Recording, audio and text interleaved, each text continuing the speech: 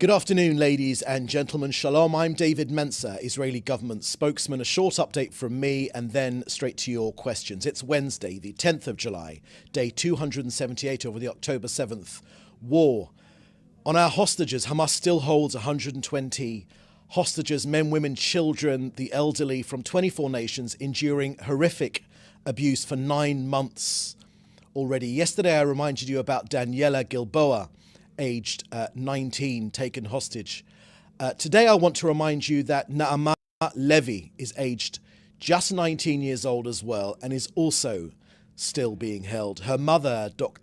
Ayelet Levy-Shachar, has with nobility, diligently and with incredible dignity travelled far beyond Israel to campaign for her daughter Naama's release. Naama was infamously, unfortunately, pulled out of a jeep by Hamas with her bloody trousers, pants, was one of the first images to come out of October the 7th.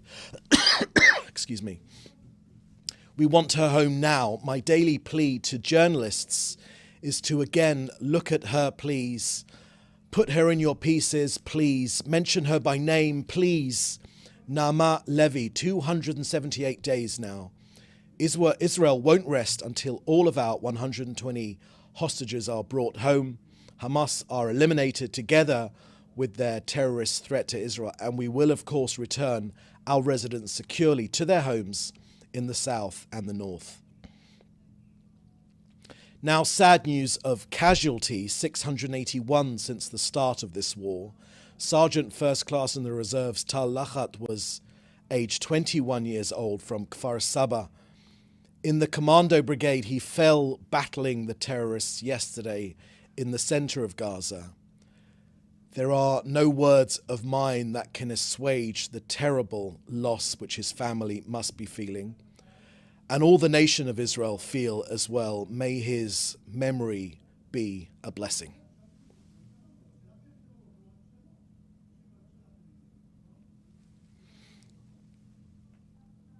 Next to the progress of this war in Gaza, Defense Minister Yoav Gallant updated the Knesset today that the IDF had killed or injured 60% of Hamas terrorists in Gaza.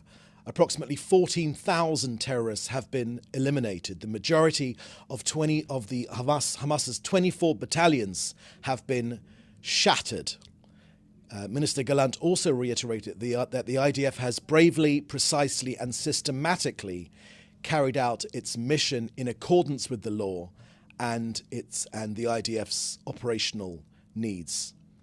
Now an update from COGAT and their work coordinating aid into Gaza over the last 24 hours.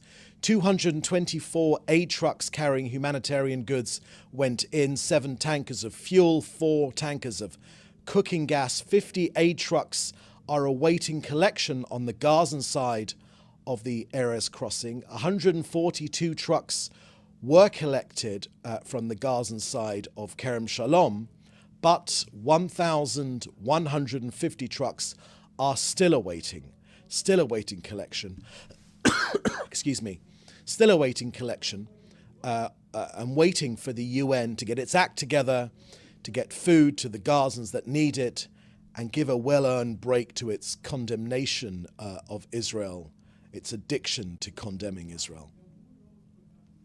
More food and aid enters Gaza every day. 80% more food enters Gaza than before October the 7th. So that's the end of our briefing today. I will now take your questions, which you should put in the chat together with your outlet.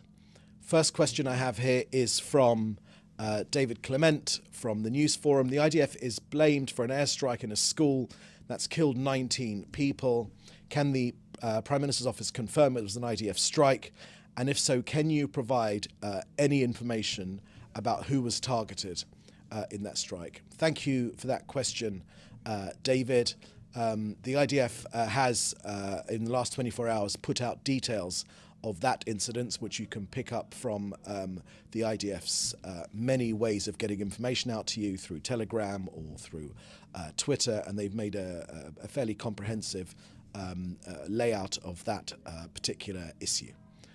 Next question here is from Joel Pollock from Breitbart News. Has Israel's control of the Rafah crossing and the Philadelphia corridor had a significant effect on the progress of the war, and is Hamas running out of ammunition? Thank you for that question, Joel. The issue of the Philadelphia crossing is an extremely important, and if you allow me, Joel, it forms part of these negotiations which are happening right now. So to remind you that the framework agreed by Israel, which has been supported by President Biden, as always, our objective has been to enable the return of our hostages without obstructing the other goals of the war. Now, in these negotiations, I want to share with you what Israel's position is. We're insisting on the issues which we've already, the principles of which we've already agreed. Among them is the option to return to fighting until all of our goals of the war are met, the prevention of smuggling ammunition from Egypt into Gaza. That's an extremely important point, Joel, because it's the lifeline for Hamas. That's how they've been able to smuggle their deadly munitions into Israel, to allow them to carry out October the 7th, to allow them to fire the thousands of rockets which they have fired at Israel's population, both in the immediate area of Gaza, but also throughout this country. So that's a very, very important point. And the prevention of the return of thousands of armed terrorists to the north of Gaza. We want to maximize the number of living hostages that return from Hamas captivity.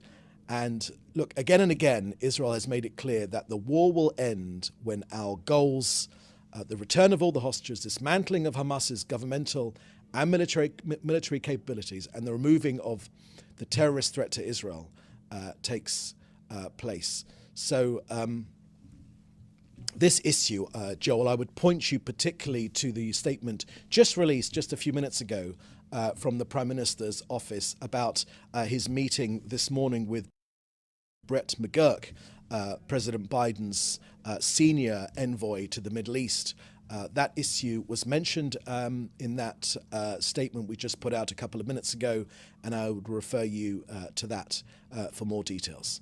But of course, ending that smuggling route, ending that lifeline, deadly lifeline for Hamas on the Philadelphia crossing is absolutely key to prevent Hamas from being able to wage any sort of aggression on us ever again. We want Egypt to reopen the border with Gaza, and for further details, have a look at that statement which just came out.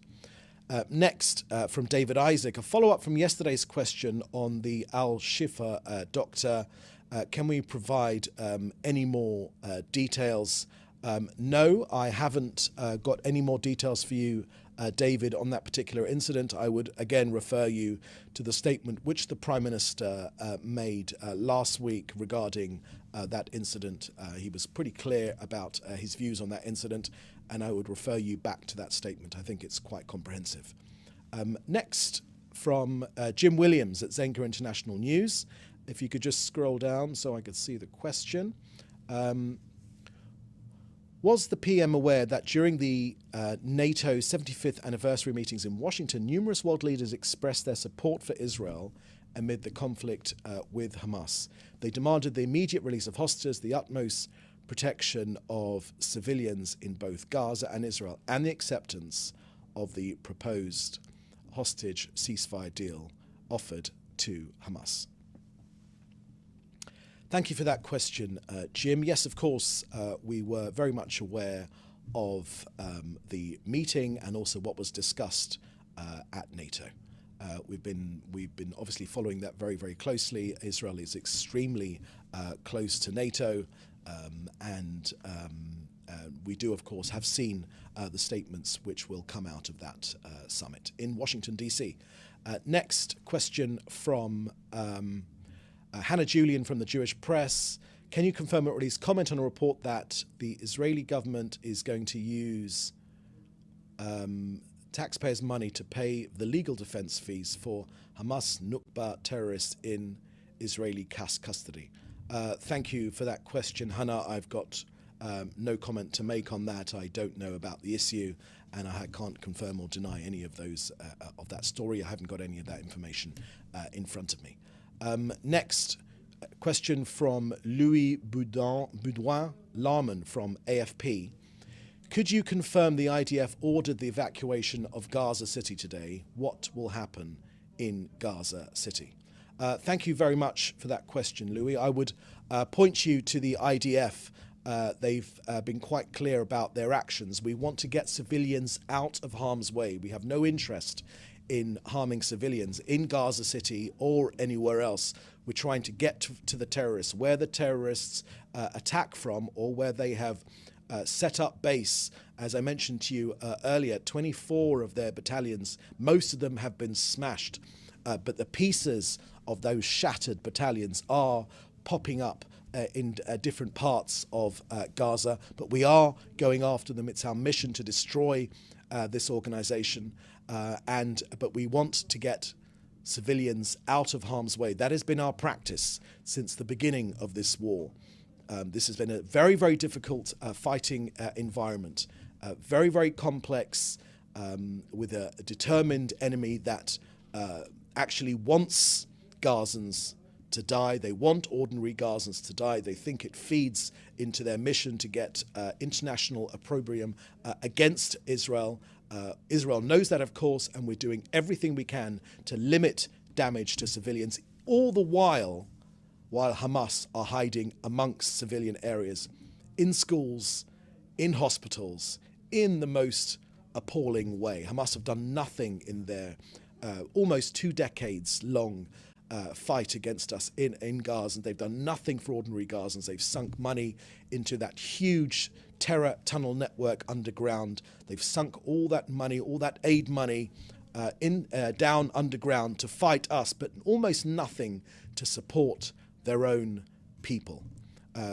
Part of this war is liberating Gaza from Hamas to give a better future for ordinary Gazans. So, Louis, to be specific, please take a look at the IDF Twitter, where you will see those leaflets and those precise advice for Gazans to move out of harm's way, where precisely they can go to be safe, the safer zones, while we take out the last remnants of the terrorists within Gaza. Any other questions there? Scroll down, any other questions? No. Okay, so that was the last question that we've had. So in the meantime, thank you for joining us. Please do stay safe, and we look forward to another briefing tomorrow. Thank you very much. Bye-bye now.